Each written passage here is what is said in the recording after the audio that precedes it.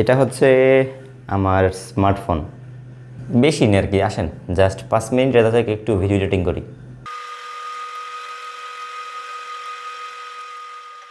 So মাত্র 5 minute editing করলাম আর ফোনের টেম্পারেচার চলে আসছে দেখেন প্রায় অলমোস্ট 40 ডিগ্রি সেলসিয়াসে।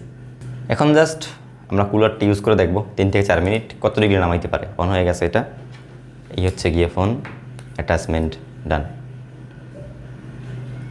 অলরেডি কিন্তু 38 ডিগ্রিতে চলে এসেছে, মাত্র 10 সেকেন্ডও মনে হয় নাই, প্রায় 1 মিনিটে চলে আসছে 37.1 ডিগ্রির কাছাকাছি।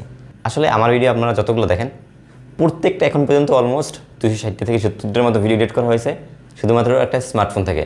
প্রথমত এইটা তো একটা কম্প্যাক্ট ফোন, এটার ভিতরে আছে কোয়ালকম স্ন্যাপড্রাগন 8 জেনারেশন 2, ব্যাটারিও আবার কম, চার্জার লাগিয়ে এডিটিং করতে হয়। এই জন্য মোটামুটি হিটিং নিয়ে এটা প্রচুর পরিমাণে প্যারা খাই। যখন ফোনের চার্জ বিশেষ করে একেবারেই কম থাকে, 0 থেকে 100% করতে যাই, ওই সময়টায় ফোনটা প্রচুর পরিমাণে গরম হয়। ওকে, এটাই হচ্ছে কি মিনিমালিস্টিক বক্স। এইটার সাথে বাইরে একটা হোল্ডার থাকে, যেসব ফোনে আর কি ম্যাগনেট নাই ওগুলো লাগানোর জন্য, তো ওইটা এখন আর কি আমার কাছে নাই, বক্সের বাইরে দিয়ে দেয়। তবে বিভিন্ন সেলাররা আর কি মনে করেন ওটা দেয় না, কিছু কিছু সেলাররা আর কি ওটা দেয়। বিসমিল্লাহির রহমানির রহিম। সো এইখানে একটা কেবল থাকে, টাইপ A to C কেবলটা আর কি এখন নাই। আর এই হচ্ছে কি আমাদের মেইন ডিভাইসটা। আর এই পাশে আছে কি আমার প্লেক্সটন EX2 আলট্রা। দুইটি মাথা নষ্ট একটা জিনিস, এটা অনেকটা ওয়েট কম আর কি, হালকা, দেখেন সাইজে ছোটো। আলট্রাটায় অসুবিধা হয়, এটা আর কি বেশ ওয়েট বেশি, এইটাই 100 গ্রামের উপরে, এটাই মাত্র 58 গ্রাম। হ্যাঁ, এটা হচ্ছে প্লেক্সটন EX2 প্রো। দাম এটার বর্তমানে অ্যারাউন্ড 1012 টাকা এরকম আর কি। মোটামুটি বাজার সেগমেন্টে মেমো, হোকো, ব্ল্যাক শার্ক সহ আরও বেশ কয়েকটা ব্র্যান্ডের কুলিং ফ্যান বাংলাদেশ মার্কেটে পাওয়া যায়। তবে প্লেক্সটন দেশের মার্কেটে বেশ অনেক আগে থেকেই পপুলার, ওয়ারেন্টি ক্লেম করতে পারবেন এবং খুব সহজেই এটার অ্যাভেলেবিলিটিটাও পাওয়া যায়। পারচেস লিঙ্ক এটার ডেসক্রিপশন বক্সে দেওয়া রয়েছে। আর মেইনলি আমার প্লেক্সটন EX2 প্রো এটা ভালো লাগার কারণ হচ্ছে এটার সাইজ অনেকটা ছোটোখাটো, কম্প্যাক্ট, লাইট ওয়েট।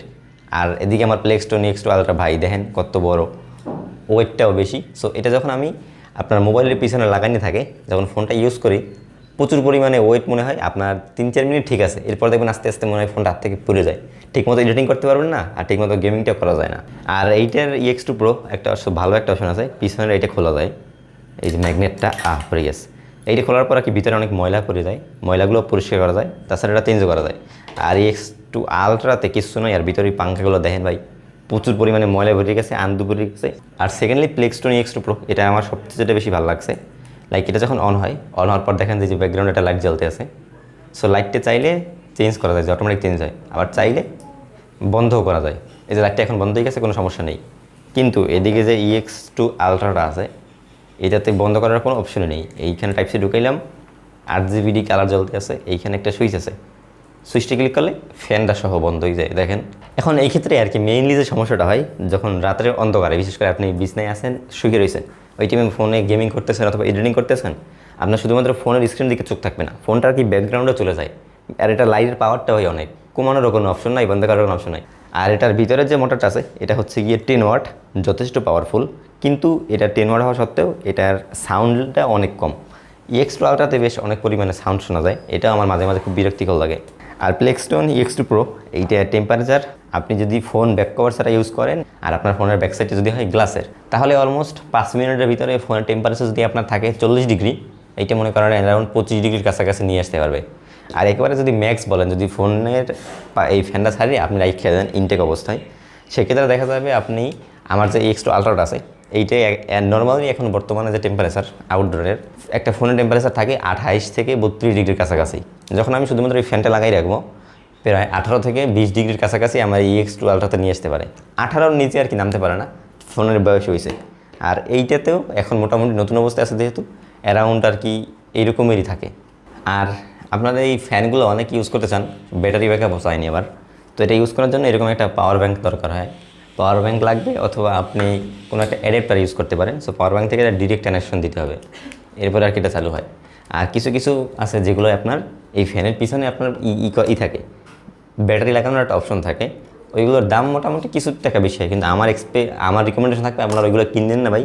পিছে ব্যাটারি লাগাইলে 1000 বা 2000 mAh ওজন হয়ে যায়। ওজন হয়ে যাওয়ার পর আপনি ফোনটা যখন এরকম থাকবে, পারবেন না ভাই এরকম এই ওয়েটটা লাগাইয়া ঠিকমতো গেমিং করতে। দেখবেন একটু পর আপনার ফোন হাত পড়ে যায় বা ফোন ধোয়া লাগে, বিরক্তিকর লাগবে আপনার আঙ্গুলে। তো আমি আর কি প্লেক্সটন X2 আলট্রা মানে অ্যাজ এ গেমিং কুলার হিসেবে ভালোভাবে ব্যবহার করতেছি গত 1 বছরের সময় ধরে। এটার রিভিউ কিন্তু আমার মেন চ্যানেলে দেওয়া আছে অনেক আগেই একটা। যারা মোটামুটি গেমিং করেন, ফোনটা অতিরিক্ত গরম হয়, বিশেষ করে আর কি যে ফোনগুলো গরম হয় আপনার স্যামসাংয়ের ফোন, আইফোনের বেস মডেল, এইগুলো গেমিং করলে এডিটিং করলে হুদা গরম হয়। অথবা আপনারা যারা গেমিং এডিটিং কিছুই করেন না, ফোন চার্জে দেন, ওই টাইমে বিরক্তিকর লাগে যে এত গরমে গরম কেন হয়, তারাও চাইলে আপনার এরকম একটা কুলার নিতে পারেন। সো এক পাশে চার্জ থাকবে, এক পাশে দিয়ে লাগিয়ে রাখতে থাকবে। আর আপনারা যদি বলেন ভাই প্লেক্সটন X2 প্রো নিব নাকি প্লেক্সটন X2 আলট্রা নিব, যেহেতু প্রোর চেয়ে আলট্রা মাস বেটার, কিন্তু এখানে প্রো আর আলট্রা দামের ডিফারেন্স কিন্তু বেশি না, 200 টাকার মতো। কিন্তু কাজের দিক থেকে প্লেক্সটন X2 আলট্রাটা অবশ্যই বেশি ঠান্ডা বেশি করতে পারে, কিন্তু ফিচার্সের দিক থেকে প্লেক্সটন X2 প্রো এইটা বেশি।